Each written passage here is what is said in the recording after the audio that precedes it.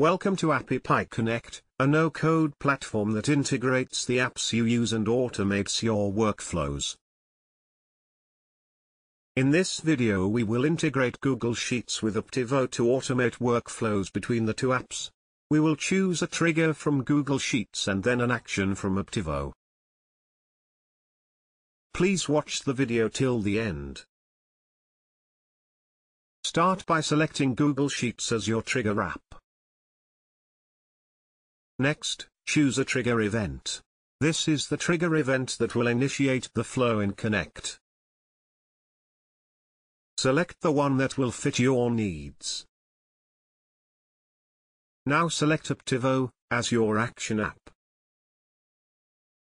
Next, choose an action event. This is the event that will initiate the flow in Connect.